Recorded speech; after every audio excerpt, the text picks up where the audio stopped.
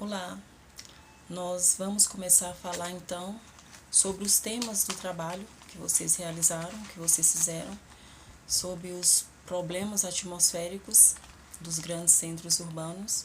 Eu gostaria que vocês pegassem com os trabalhos em mãos, porque nós iremos acompanhar os esquemas, aquelas imagens que eu pedi para cada um colocar em seu trabalho, porque por meio das imagens a gente vai ter aí uma facilidade para entender sobre o tema.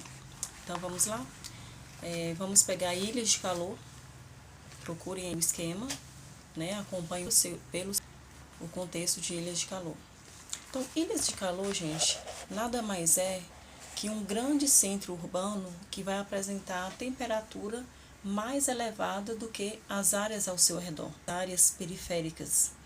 Nós vamos ter então nesse grande centro uma temperatura que ela vai chegar a atingir 13 graus de diferença daquelas áreas que estiverem ao seu redor, na sua periferia.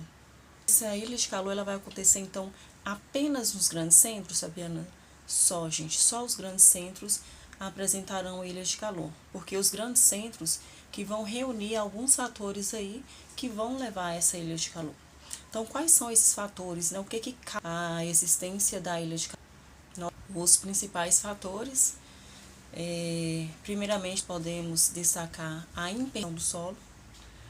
Essa impermeabilização do solo vai ser o asfalto, superfície nas grandes cidades. É difícil achar uma área de solo que está nu.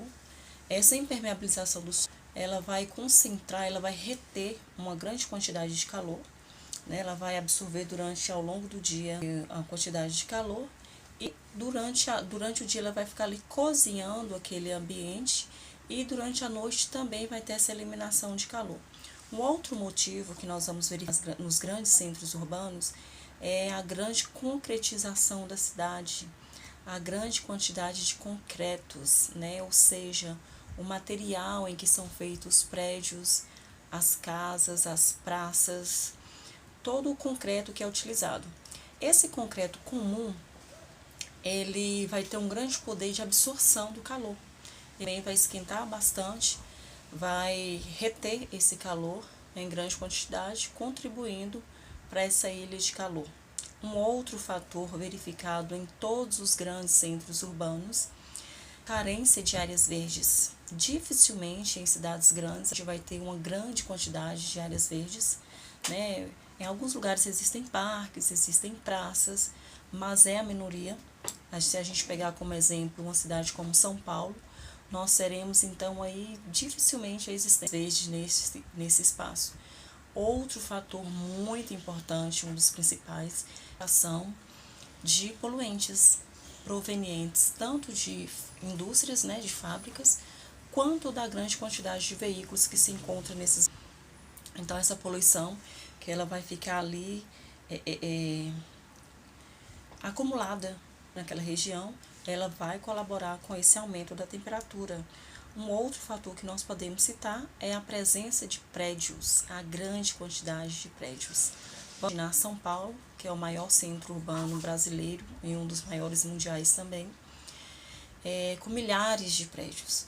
Os prédios, gente, eles vão agir aí como nós vamos ter aquela sequência de prédios impedindo a troca gasosa nesses. Então a circulação do ar ela vai ficar prejudicada nessas grandes cidades, né? Porque tem aquela troca, né, que naturalmente tem aí dos ventos nesses centros urbanos. Associado a isso tudo, nós vamos ter então também a presença de uma baixa umidade relativa do ar. Então esse centro tem todas as condições para acumular aí fatores para ser aquecido, mais aquecido que as áreas ao entorno. Quando a gente vai se deslocando em torno desse grande centro, a gente vai perceber uma diminuição da altura dos prédios, a diminuição da quantidade, a presença de casas, espaços mais abertos, uma maior presença de áreas verdes e uma menor presença de quantidade de veículos. Então, nesses lugares, nós teremos uma temperatura menor. O que fazer para evitar essas ilhas? é reduzir todas as fontes poluidoras, o que é muito difícil. Por que é muito difícil? Vamos pegar aí veículos. Nós temos milhares de veículos nos grandes centros. Em São Paulo, por exemplo, vai ser aí milhões circulando por dia. E o que fazer para diminuir essa quantidade? Né? Uma alternativa seria a utilização do transporte coletivo, mas quando se refere a transporte coletivo, vamos pegar a seguinte situação: tem o seu carro, o seu veículo particular, numa grande cidade dessa, e você entra no seu carro, liga seu ar-condicionado, coloca a sua música preferida e se desloca até o seu trabalho. Estaciona ali próximo e é a mesma coisa. Você deixaria o conforto do seu veículo para entrar no transporte coletivo de uma cidade como São Paulo, no nosso país, né? Para vir dentro de um ônibus, sofrendo todos os tipos de consequências negativas, desde violência, né? São frotas demoradas, com grande quantidade de usuários. É muito difícil uma pessoa deixar o seu transporte particular para ir para um transporte coletivo. Então, o país precisa investir nas frotas, aumentar o número de transportes coletivos, né? Com isso vai diminuir o tempo gasto da utilização daquele de rodagem, diminuir a quantidade de pessoas também, seu aumento às frotas. Tem que ser um meio de transporte seguro, confortável, né? Com tarifas baixas. Então, é um grande desafio que tem aí a ser seguido. A questão então, filtros nas chaminés, isso já diminui bastante a quantidade de gases tóxicos, né, que são eliminados para a atmosfera. A mudança da matriz energética dos veículos, nós já temos aí uma infinidade que podem ser utilizados como fonte de energia para veículos. Nós temos aí elétricos, que tem aí porém é pouco utilizado ainda, principalmente no nosso país, praticamente não se utiliza. Nós temos o próprio biocombustível, do qual o Brasil ele é pioneiro, né, de bioálcool, né, e a gente ainda utiliza pouco, por ser um grande produtor.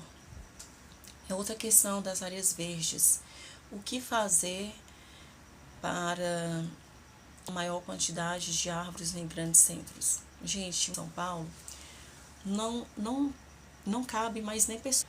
Imagina se a gente vai conseguir plantar uma floresta no grande centro. Então, a gente tem que ter algumas medidas para conseguir resolver esse problema. O que a gente pode fazer? Temos hoje as florestas verticais, que são plantadas nos muros ou até mesmo nas paredes dos prédios. Em muitos lugares já tem, em São Paulo já tem, em algumas localidades. Nas varandas das casas, dos prédios lá em São Paulo, a gente verifica com outras plantas. É lógico que são plantas adaptadas a prédios, né? Não é uma árvore, são plantas de jardim. Os muros, eles já podem ter esse revestimento, e como nós temos milhares de prédios, nós podemos fazer também os tetos verdes. Imagina se todos os tetos dos prédios de São Paulo, então aí a gente já eliminaria grande quantidade dessa poluição no ar. Então, essas são algumas medidas para impedir entre outras. Vamos passar para o próximo tema.